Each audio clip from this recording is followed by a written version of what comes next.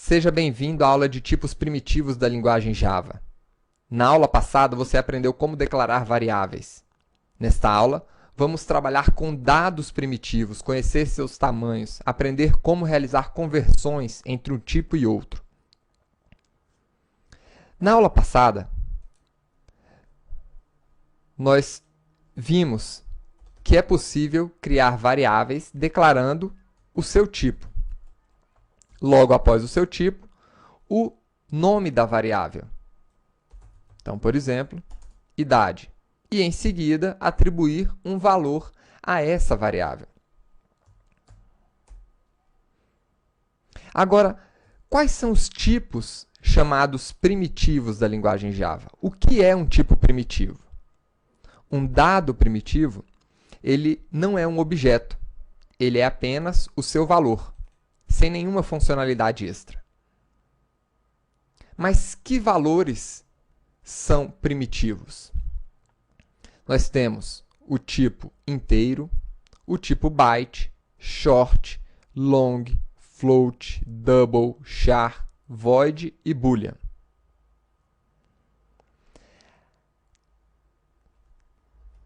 Cada um desses tipos pode receber valores diferentes. Um inteiro recebe um valor sem fração.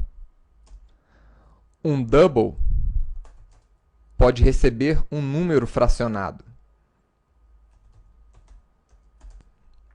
Então, por exemplo, um preço de R$ 12,45. Os centavos sempre vêm após um ponto, seguindo o padrão americano, diferente do brasileiro, que é uma vírgula. Aqui, você deve representar como ponto. Um char representa uma letra. E apenas uma letra, dentro de aspas simples.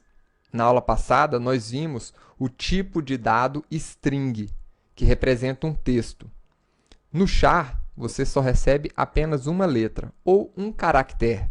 Pode ser um caractere japonês, árabe, chinês e assim por diante. E nós temos ainda o tipo booleano. O tipo booleano, ele recebe apenas dois valores, verdadeiro ou false, sempre utilizando a língua inglesa, true ou false. Mas e quanto aos outros tipos?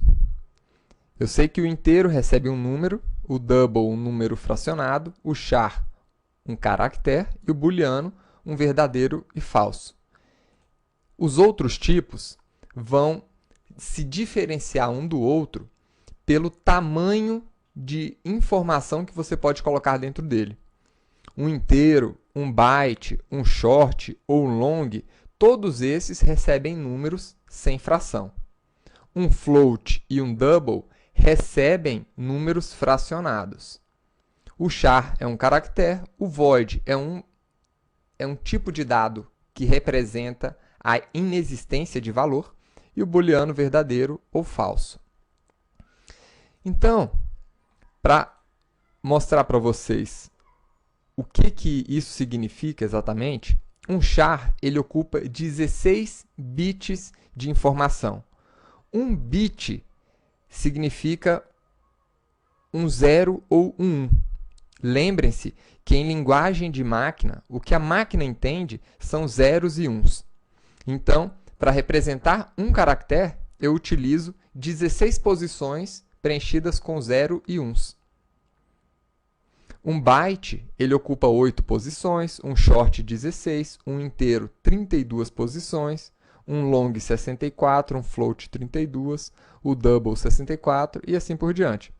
O boolean, como representa apenas o valor verdadeiro ou falso, ele precisa apenas de uma única posição. True ocupa 1 e false 0. Então, o que isso significa na prática? Na prática é mais ou menos isso daqui. Você tem números menores e números maiores.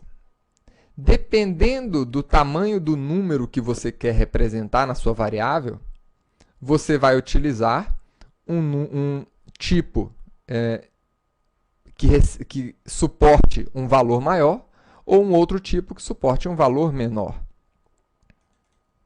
Vamos voltar aqui para o nosso código. Dentro de um byte, por exemplo, qual o maior valor que eu posso representar?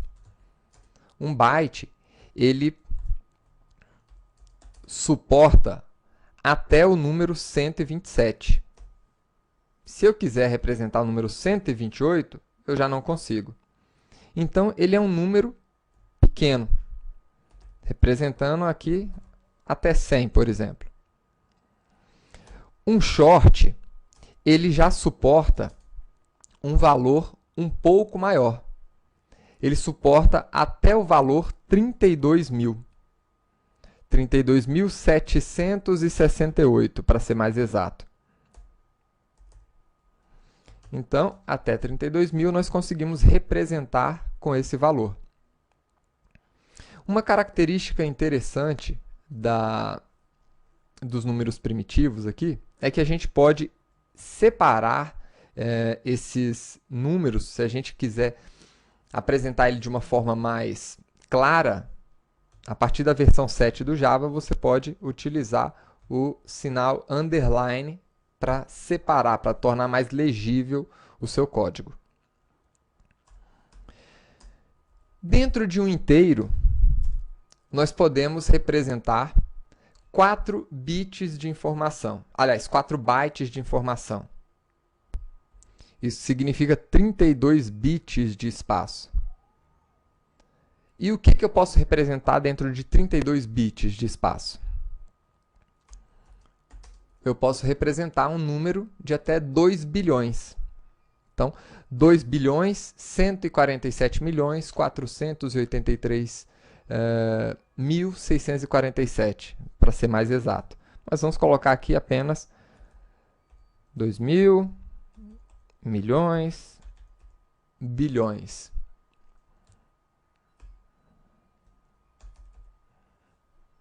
Então, está aí. Opa. Esse é um número que é possível representar com um inteiro. Então, vou colocar aqui até 2 bilhões. E com o número long? Um long, como o próprio nome diz, ele é bem longo, né? A gente pode representar um número de até 9 quintilhões. Vamos tentar representar esse número aqui? 9 mil, milhão, bilhão, trilhão, quatrilhão, quintilhão. É isso aqui. Então, percebam que é um número bem grande aqui, né? 9 quintilhões. E o double? O double, ele é um número, assim como o float, um número que aceita frações. Qual é o maior número que nós podemos colocar dentro de um double? É este número aqui. Percebam que o formato desse número apresenta um E mais aqui no meio. Esse é um formato definido pelo padrão IEEE 754. IEEE 754. Tanto ele como o float, eles adotam esse padrão que define como os números de ponto flutuante, ou seja, os números com frações, devem ser tratados pelo computador. Ou seja, como esses números devem ser processados pela CPU. Então, aqui nós temos um pouco do que é possível armazenar dentro de cada um desses tipos de dados primitivos aqui. Agora, eventualmente, você pode encontrar os números terminando com algumas letras. Por exemplo, L, que significa que isso aqui é um long. F, ou D, que significa que é um double. E se você tivesse ainda um float, você também poderia representar ele com um F no final, simbolizando que aquele valor se trata de um float. Agora, todos esses números, na verdade, são representações que esses números serão, em algum momento, convertidos para o sistema binário. Então, você também pode representar os números na forma binária. Isso aí é conhecido como sistema de números binários. Então, por exemplo, um byte. Eu poderia representar um byte na forma binária. Então, vamos, por exemplo, colocar aqui um byte, ele na verdade ocupa 8 bits de espaço. Então, vou colocar aqui 1, 2, 3, 4, 5, 6, 7, 8. Então, eu de alguma forma representei aqui um byte. Tá? Então, quando nós estamos escrevendo um número na forma binária, é preciso começar com o prefixo 0b, para mostrar para o computador que isso aqui é, logo após esse prefixo 0b, esse valor aqui está no formato binário. Da mesma forma, eu poderia representar os outros valores. Por exemplo, um short, isso aqui representa 8 bits de informação, ou 1 byte. Um short, ele na verdade, ele ocupa 2 bytes de informação, ou seja, 16 bits de espaço. Então, eu poderia aqui também ocupar esses 16 bits de espaço.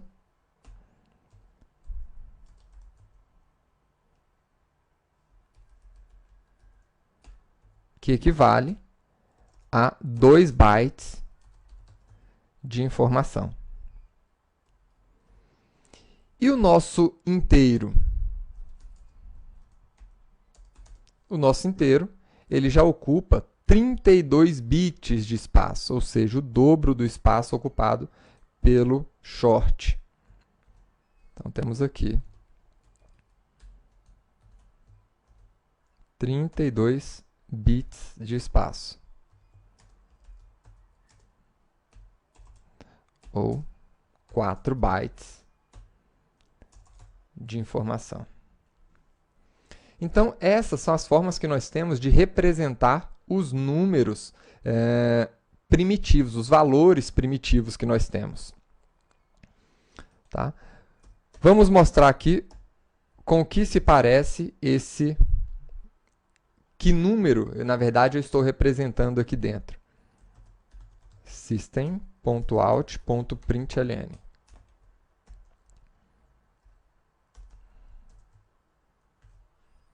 Vamos ver, que eu mesmo não faço a menor ideia de que número é esse.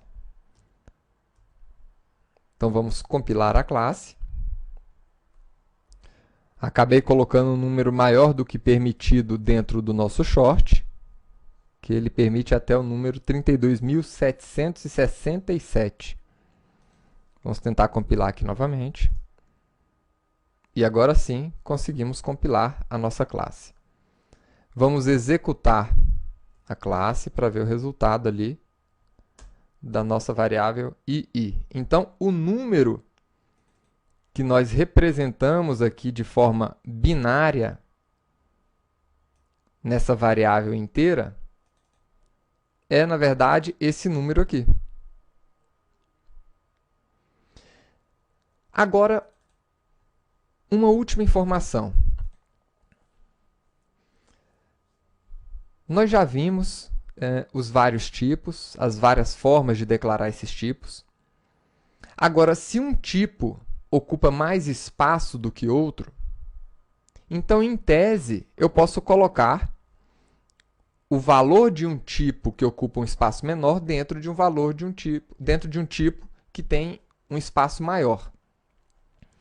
Então, por exemplo, aqui o meu short. Eu posso colocar ele dentro de um inteiro? Sim. Eu posso pegar o meu inteiro, o meu i. Vamos lá. Eu vou pegar o nosso i e dentro dele eu vou colocar o short. Isso é possível? Perfeitamente possível. Então vamos aqui. Perfeitamente possível. Isso aqui a gente chama de uma conversão, porque a nossa variável, na verdade, ela é um inteiro. Então, eu estou convertendo um short para um inteiro. Eu vou imprimir aqui o valor dessas duas variáveis. Primeiro do short e depois do nosso inteiro.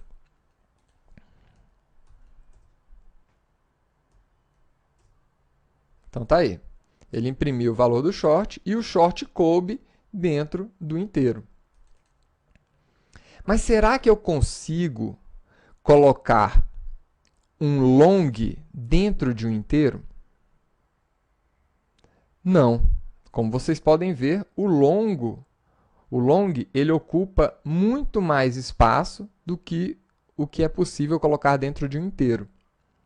Então, quando não é possível fazer essa conversão, que a gente chama aqui de cast implícito,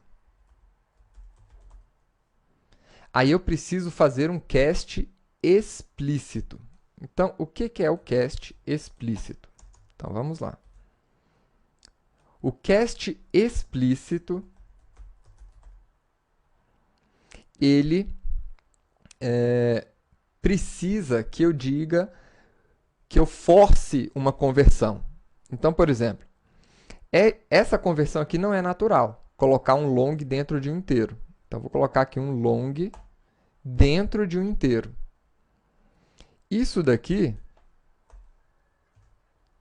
não é possível colocar todo o conteúdo, talvez não seja possível colocar todo esse conteúdo dentro de um inteiro. Né? Então, eu preciso falar para o Java que eu sei que poderá acontecer algumas perdas, mas mesmo assim eu assumo o risco, eu assumo que algumas perdas podem ocorrer e eu aceito isso. Então, a forma de fazer o cast explícito é colocando qual é a conversão que você deseja realizar aqui. Então, vamos fazer essa conversão aqui e vamos ver o resultado. Eu vou comentar todas essas linhas aqui de cima. E vamos agora compilar a nossa classe e ver o resultado. Então, aqui nós tínhamos, primeiro, o valor 9 quintilhões, e ele tentou jogar dentro do meu inteiro esse valor. Então, houve uma série... Ele colocou o máximo que ele conseguiu aqui, né? E ele acabou quebrando. Percebam que o valor está bem diferente. Se o valor fosse um valor menor, então vou colocar um valor bem menor aqui. Vou reduzir o tamanho do meu long e vou colocar lá dentro agora. Aí ele colocaria sem problema. Então tá aí. Se a gente tentar colocar um valor muito maior sem fazer a conversão,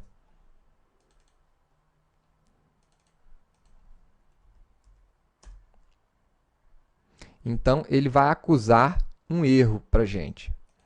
Ele vai falar que não é possível colocar aquele valor dentro de um tipo menor, porque algumas perdas podem acontecer, possíveis perdas de precisão podem acontecer nessa conversão. Então, ele não aceita. Por isso que nós precisamos fazer aquela conversão chamada explícita. Então, pessoal, é isso. Quando nós estamos tratando de caracteres, esses caracteres eles estão sendo regulados pelo padrão Unicode. O padrão Unicode, ele define, na verdade, ele cataloga, né, uma série de caracteres existentes em todas as linguagens e define um código para cada um desses caracteres. Então, se você tivesse, por exemplo, um caractere em japonês, né, um caractere em chinês, você poderia utilizar aqui dentro, porque o padrão Unicode ele consegue reconhecer todos esses tipos de caractere. Se você tiver mais interesse em se aprofundar nisso, pesquise Unicode, se escreve assim, Unicode, na internet. E os valores de ponto flutuante, ou seja, os valores fracionados, eles são regulados por essa norma, IEE 754. Espero que vocês tenham gostado da aula de hoje, né? E vejo vocês aí na próxima aula. Até lá!